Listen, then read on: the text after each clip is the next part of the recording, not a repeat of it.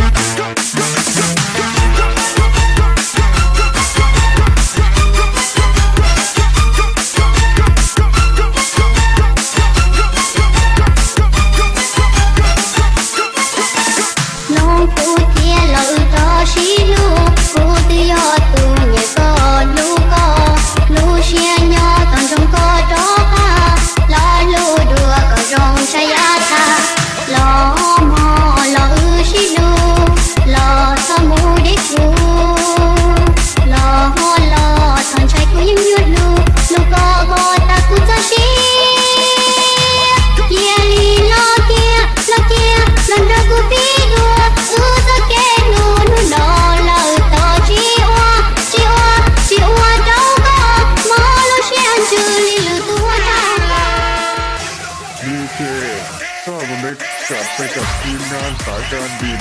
เชียงของเรือเม็ด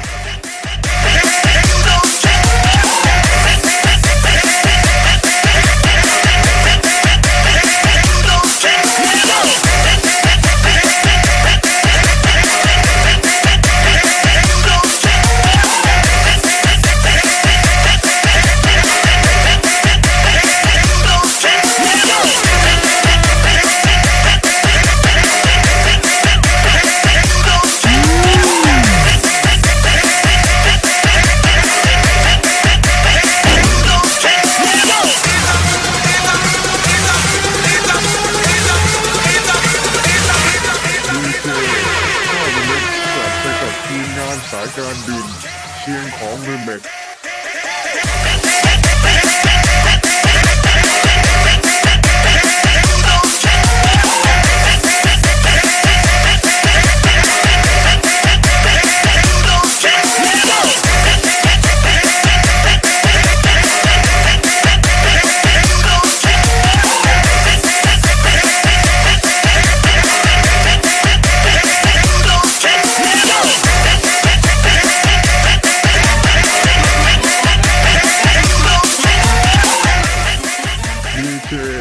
ข้าวมันเล็กจัดไปกับทีมงานสายการบินเชียงของเรือเม็ด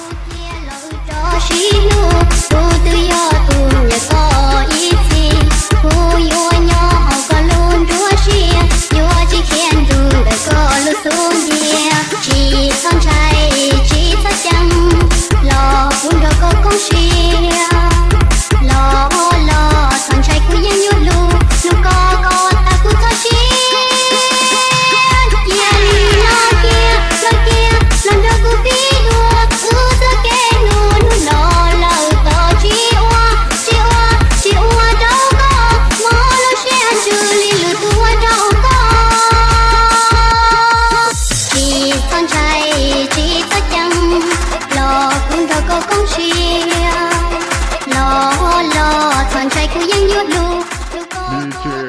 ข้าวมันเล็กจัดไปกับทีมงานสายการบินเชียงของเรือเม็ด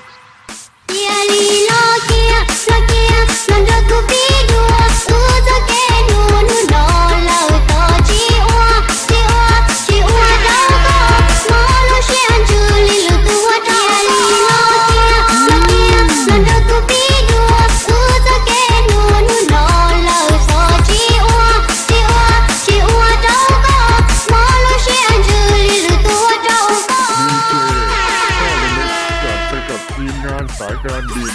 เชียงของเรือเม็ด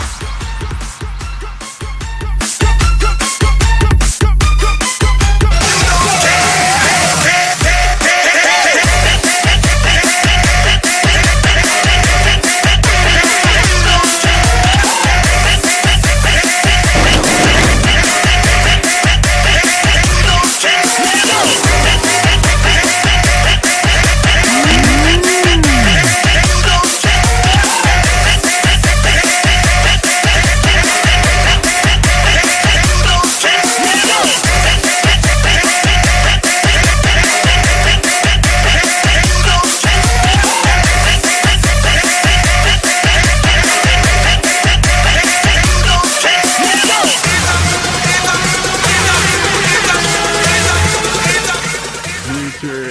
ข้าวเล็กจัดไปกับทีมงานสายการบินเชียงของเรเม็ก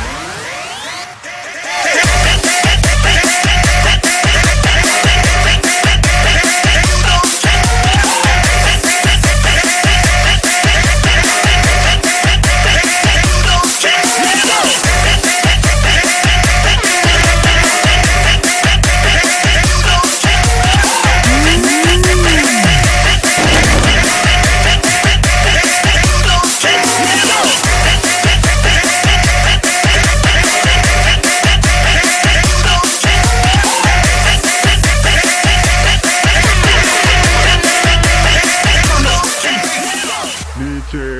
ซาบเม็กจัดไปกับทีมงานสายการบินเชียงของเรเม็ก